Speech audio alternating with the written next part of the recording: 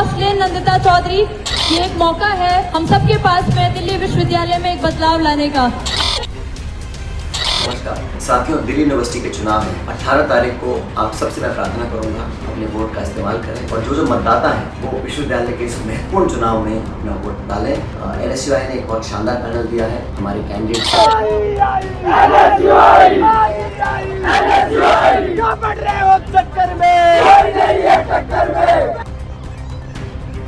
दिल्ली विश्वविद्यालय छात्र संघ चुनाव में अध्यक्ष पद की हमारी उम्मीदवार जॉसलिन नंदिता चौधरी का साथ देकर इनको एक मौका दे, ये मैं आपसे आग्रह करना चाहता हूँ। देखिए, पूरे कैंपस में, पूरी दिल्ली यूनिवर्सिटी में NSUI की गूंज है। पिछले साल हम 2 सीटों पर जीते थे, रौनक चौधरी अध्यक्ष बने, लोकेश ज्वाइंट सेक्रेटरी बने। इतना बेहतरीन काम हुआ कि इस बार 4 सीटों पर NSUI की जीत सुनिश्चित है। तुमसे कुछ भी नहीं हो सकता आर्यमान। जॉसलिन तुमसे बहुत आगे बढ़ गई है, कुछ सामान नहीं है तुम पे, तुमसे कुछ नहीं होता और तुमसे नहीं पूछ रहा यूनिवर्सिटी में काला कुत्ता भी कि भाई कुछ नहीं है तुम पे, तुम बैठ जाओ अपने घर। राहुल गांधी ने लिखा है कि देश के युवा छात्र जेनजी संविधान को बचाएंगे। राहुल गांधी ने कह दिया है कि जेनजी संविधान बचाएगा। राहुल गांधी ने राग अलापा हुंकार भरी कि संविधान को बचाएंगे, लोकतंत्र की रक्षा करेंगे और वोट चोरी को रोकेंगे। कौन? जेनजी। साथियों नमस्कार, मैं हरिश्चंद्र बंडवार इस वीडियो में आप सभी का स्वागत करता हूं। यह ट्रेलर था दोस्तों, और ट्रेलर से आपको कुछ समझ में आ गया होगा। ये बात हो रही है दिल्ली यूनिवर्सिटी में स्टूडेंट्स यूनियन के चुनाव की दोस्तों। लेकिन आप जानकर हैरान हो जाएंगे, सिर्फ राहुल गांधी की अगर बात करूं तो 24 घंटे में राहुल गांधी को 10 झटके लगे हैं दोस्तों। और एक झटका तो ऐसा है कि पूरी पलटन को दिल्ली से खदेड़ दिया गया। रागिनी नायक ने कैसे फंसाया, यह कहानी है दोस्तों। और जिस जैन जी की बात कर रहे थे ना, उस जैन जी ने राहुल गांधी को इतना बड़ा सबक दिया दोस्तों, इतना बड़ा सबक दिया, आप हथेलियों पर गिन लीजिएगा। मैं 10 झटके राहुल गांधी को दिखाने जा रहा हूं। यह कोई छोटी चीज नहीं थी दोस्तों, कोई छोटा चुनाव नहीं था। अगर दिल्ली यूनिवर्सिटी के स्टूडेंट्स यूनियन के चुनाव को आप सही तरीके से समझेंगे नहीं, देखेंगे नहीं, तो आपको अंदाजा नहीं होगा कि यह कितनी बड़ी हार है। मैं आपको जरूर निवेदन करूंगा दोस्तों कि कमेंट के साथ जुड़िएगा, अपनी बात रखिएगा और HB मेलोडी से तो जरूर जुड़िएगा दोस्तों। आइए शुरू करते हैं। आप जानते हैं, जिस दिन दिल्ली विश्वविद्यालय में दोस्तों 18 सितंबर को स्टूडेंट्स यूनियन का चुनाव था, उसी दिन की बात आपको कर रहा हूं। प्रेस कॉन्फ्रेंस किया और कुछ घंटों के बाद ही उन्होंने, राहुल गांधी ने सोशल मीडिया पर एक विस्फोटक पोस्ट कर दिया। अब देखिए, ट्वीट तो हर कोई करता है, इसमें ये लगातार लिखते हैं, लेकिन इसमें एक शब्द ने, सिर्फ एक शब्द ने ऐसा कांड कर दिया, आप सोच नहीं सकते। जो अंदर की मंशा है ना, वो बाहर निकल कर आ गई। मैं आपको वो ट्वीट दिखाता हूं और आगे बढ़ता हूं दोस्तों। 18 तारीख को आप देखिए इस ट्वीट को बड़े गौर से। देश के युवा, देश के स्टूडेंट्स, देश की जेनजी संविधान को बचाएंगे, लोकतंत्र की रक्षा करेंगे और वोट चोरी को रोकेंगे। मैं उनके हमेशा साथ खड़ा हूं।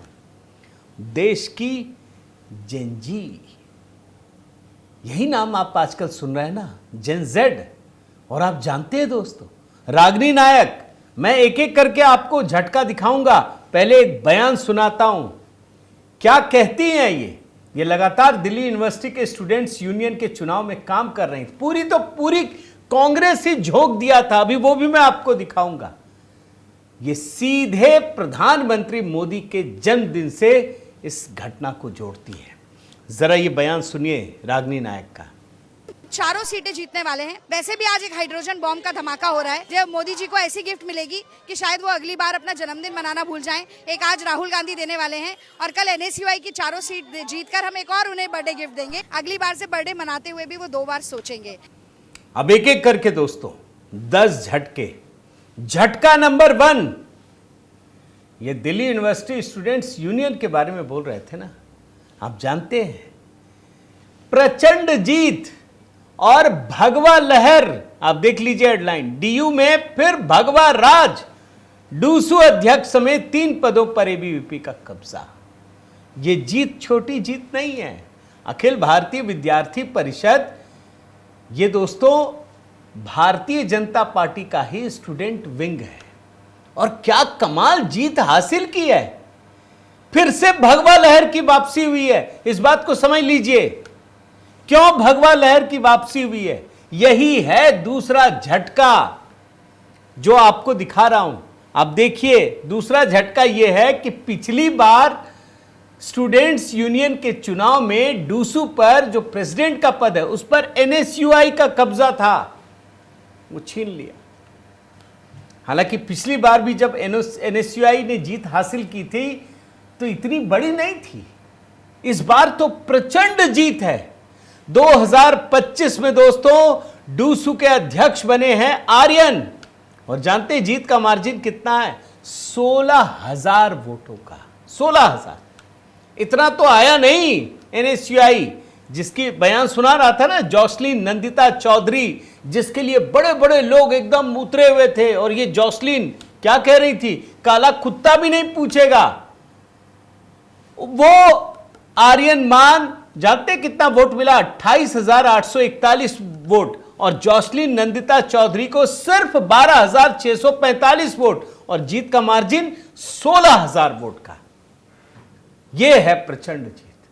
लेकिन अगर पिछले साल के चुनाव को आप देखिए तो एनएसयूआई के रौनक खत्री वो अध्यक्ष बने थे, उनको 20,207 और एबीवीपी के ऋषभ चौधरी को 18,864 और जीत कितने वोटों से? सिर्फ 1,343 वोटों से। और इस बार 16,000 वोटों से जीत। यह है असली कहानी दोस्त। और इसीलिए मैंने कहा यह भगवा राज। ये आर्यन मान कौन है, थोड़ा उनके बारे में भी आपको बता देता हूं, जिन्होंने ये परचम लहराया है। हरियाणा के बहादुरगढ़ के रहने वाले हैं दोस्तों। दिल्ली विश्वविद्यालय में हंसराज कॉलेज से ग्रेजुएट बीकॉम हैं और इस समय आर्यन दिल्ली विश्वविद्यालय पुस्तकालय विज्ञान में पोस्ट ग्रेजुएशन कर रहे हैं। और मैंने आपको बताया हरियाणा के सेंट थॉमस स्कूल से जुड़े हैं। इनका परिवार भी हरियाणा की राजनीति में लगातार सक्रिय रहा है। इनके पिता एक गांव के 2 बार सरपंच रह चुके हैं। आज पूरे भारत में इनका डंका है। भाई हर कोई जानता है दिल्ली विश्वविद्यालय का अगर स्टूडेंट्स यूनियन का कोई चुनाव जीतता है दोस्तों तो वास्तव में यह बहुत बड़ी बात है। क्यों बड़ी बात है आपको मैं आगे दिखाता हूं। एक तीसरा झटका आपको दिखाता हूं, ज्वाइंट सेक्रेटरी का पद। यह भी पिछले साल एनएसयूआई के पास था। इस बार किसके पास आया? इस बार भाजपा के पास आ गया। चूंकि राहुल गांधी जैन जी की बात उसी दिन कर रहे थे ना, इसीलिए आपको यह कहानी दिखा रहा हूं मैं। इस बार दोस्तों एबीवीपी की दीपिका झा ने करीब 4,500 वोटों से यह जीत हासिल की है। इन्होंने दीपिका झा ने लवकुश भड़ाना एनएसयूआई उनके कैंडिडेट को हराया है।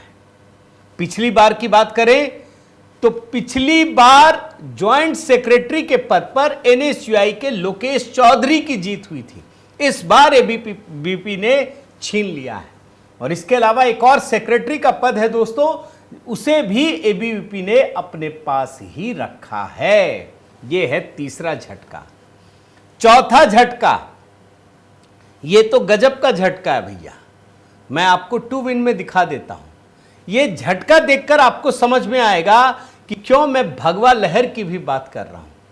पिछली बार डूसू के चुनाव में एनएसयूआई के खाते में 2 सीटें मिली थी, एक प्रेसिडेंट की और एक ज्वाइंट सेक्रेटरी की। और इस बार सिर्फ 1 सीट। 3 सीटों पर भाजपा एबीवीपी की जीत हो गई है। पूरी की पूरी पारी ही पलट गई है।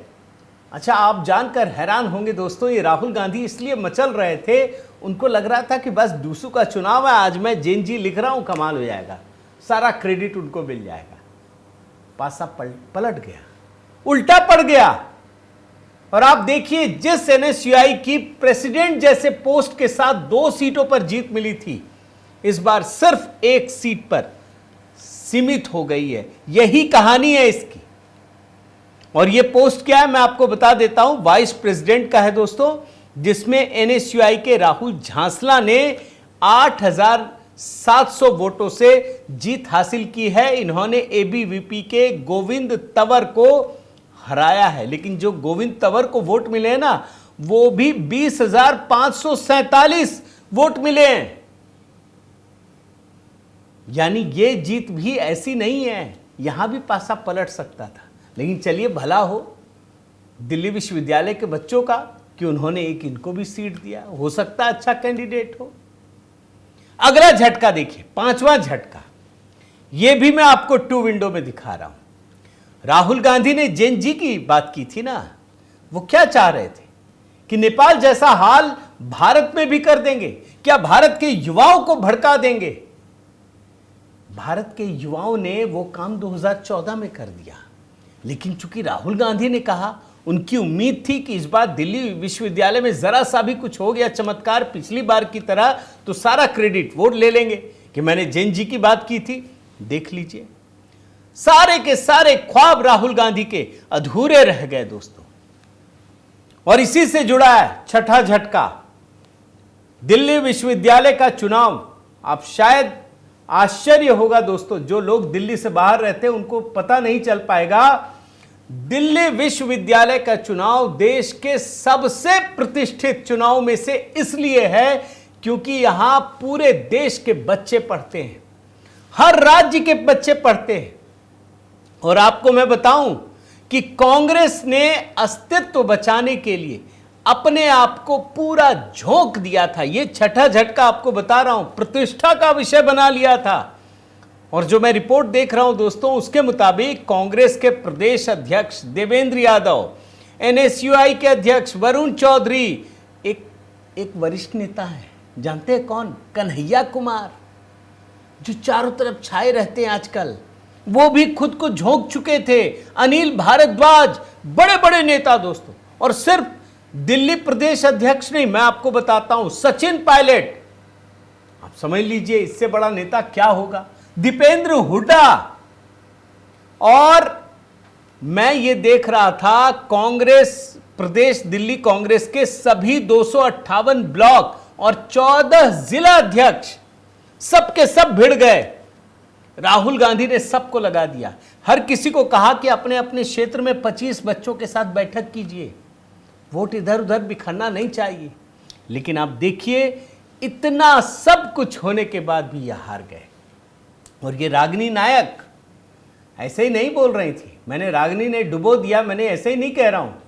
रागिनी नायक इतनी कॉन्फिडेंट हो गई थी दोस्तों, आप देख रहे हैं, मोदी जी को एक बर्थडे गिफ्ट दो, आज की विस्फोटक प्रेस वार्ता से राहुल ने दिया एक और गिफ्ट, बर्थडे गिफ्ट, कल डूसू की 4 सीटें जीत करके हम देने वाले हैं और अगली बार से महामानव जन्मदिन मनाना भूल जाएंगे। अब इनको कौन बताए, मोदी जी कभी जन्मदिन मनाते हैं दोस्तों? क्या कभी आपने देखा कि प्रधानमंत्री नरेंद्र मोदी जन्मदिन मनाते हो? मैंने तो नहीं देखा। महामानव जन्मदिन नहीं मनाते, महामानव के जन्मदिन बाकी लोग मनाते हैं। हमने बनाया, हमने गाना बनाया क्योंकि मुझे पसंद है, मैं खुलकर बोलता हूं। तो यह है बहुत बड़ा झटका, अपने सारे बड़े नेताओं को झोंक करके भी राहुल गांधी डूसू के चुनाव में प्रेसिडेंट पद का चुनाव हार गई। 7वां झटका, मैंने आपको बताया ना दोस्तों, दिल्ली विश्वविद्यालय में देश भर के बच्चे पढ़ते हैं, देश भर के। आपको मैं एक आंकड़ा देता हूं, जो 18 अगस्त को मतदान हुआ, 1,53,100 पंजीकृत मतदाता हैं, मतलब विद्यार्थी हैं। और कितने लोगों ने वोट किया? 60,272 विद्यार्थियों ने मतदान किया, मतलब सिर्फ 40% रहा, तब भी 60,000 से ऊपर चला गया। कुल 21 उम्मीदवार थे। अब यहां मैं जानबूझकर छेड़ नहीं रहा दोस्तों, एक केजरीवाल तो नजर ही नहीं आए कहीं, कितना उछल रहे थे, खत्म हो गए। इसको बुरा दिन भी नहीं कहते, दिन ही खत्म हो गया, दिन ना रात। कहीं केजरीवाल का स्टूडेंट यूनियन तो नजर ही नहीं आ रहा। स्वार्थ की राजनीति ऐसी ही होती है दोस्तों। ये राहुल गांधी आजकल केजरीवाल के रास्ते पर चल रहे हैं। खत्म हो गया, जो जीता था वो भी हार गए। और आने वाले दिनों में क्या होगा आप इसी बात से समझ लीजिए कि अभी तो दिल्ली में चुनाव हारे हुए भी 6-7 महीने हुए होंगे ना, 1 साल तो नहीं बीते। खत्म हो गई केजरीवाल की पार्टी, कहीं नजर भी नहीं आ रही। और इसीलिए एबीवीपी इस जोश में है और उसने साफ साफ लिखा है, मैं दिखा रहा हूं, जैन जी के दिल में एबीवीपी। छात्र शक्ति ने अपने आशीर्वाद से एक बार फिर सिद्ध किया है कि उनका अटूट विश्वास छात्र हित में संघर्षरत रहने वाली विद्यार्थी परिषद के साथ था, है और सदैव रहेगा। ये केवल एबीवीपी की नहीं बल्कि समस्त छात्र शक्ति की जीत है। और आगे आपको दिखाता हूं दोस्तों, इस बात की बधाई खुद केंद्रीय गृह मंत्री अमित शाह जी ने भी दी है। वो जानते हैं, वो गुजरात से हैं, लेकिन वो जानते हैं कि दिल्ली विश्वविद्यालय में अगर कोई चुनाव जीतता है तो ये पूरे भारत का एक तरीके से प्रतिनिधित्व करता है, उसका रिफ्लेक्शन है। 8वां झटका दिखाता हूं दोस्तों। ये तो जैन जी का जिक्र किया था ना राहुल गांधी ने, कुछ मिला नहीं, उल्टे फंस गए। कैसे फंस गए आपको दिखाता हूं, एक एक नेता को। निशिकांत दुबे, डरते हैं गांधी परिवार के लोग इनसे, इनके नाम से। साफ साफ कहा कि राहुल गांधी इस देश में गृह युद्ध भड़काना चाहते हैं। आपके साथ जैन जी नहीं है, जानते हैं दोस्तों, इस तरह की बात कोई कहता नहीं है। लेकिन चूंकि राहुल गांधी ने नेपाल की घटना के बाद यहां जैन जी का जिक्र किया तो इनको कहने का मौका मिल गया कि ये गृह युद्ध भड़काना चाहते। गिरिराज सिंह, उन्होंने भी कहा कि भारत को नेपाल की तरह गृह युद्ध में आप फंसाना चाहते हैं। और यही बात लगातार महाराष्ट्र के मुख्यमंत्री देवेंद्र फडणवीस भी कह रहे हैं। उन्होंने तो नया एंगल दिया राहुल गांधी पर कि ये तो अर्बन नक्सल की भाषा बोलते हैं भाई, ये लोकतांत्रिक तरीके से चुनी हुई सरकार को ये गिराना चाहते हैं, ये भड़का रहे हैं। आप सोचिए, उन्होंने साफ साफ कहा कि गांधी के सलाहकारों की सोच भी अर्बन नक्सल जैसी है। 9वां झटका, ये झटका तो गजब का है दोस्तों, मैं समझ ही नहीं पा रहा हूं इसको झटका बोलूं या इनको उपलब्धि बोलूं। ये मैं सोशल मीडिया पर देख रहा था, ये मिस्टर सिन्हा ने ट्वीट किया, ये राहुल गांधी खड़े हैं ना ऐसे, democracy will not be deleted. Deleted तो कोई नहीं कर सकता, इंदिरा गांधी नहीं कर पाई तो और कौन करेगा। लेकिन इनके पजामे पर वो घेरा मार दिया। अब क्या है इसमें, मैं तो समझ ही नहीं पाया। फिर लोगों ने कहा कि आप जानते हैं ये ड्रेस कोड किसका होता है, कौन पहनता है इस तरह का ड्रेस। और जाकिर नायक और पाकिस्तान के प्रधानमंत्री सबका दिखाया कि ये लोग छोटे छोटे पहनते हैं, नीचे छोटा होता है। अब इसको आप, मैंने तो झटका लिखा है लेकिन मैं झटका भी नहीं मान सकता। ये क्या है, ये सफलता है लोगों को बताना कि हम आप ही के लिए काम करेंगे। और 10वां झटका दोस्तों, ये पार्टी पूरी तरह से एक्सपोज हो गई। चुनाव हारते ही इसने गली गली में शोर है ... वोट चोर है।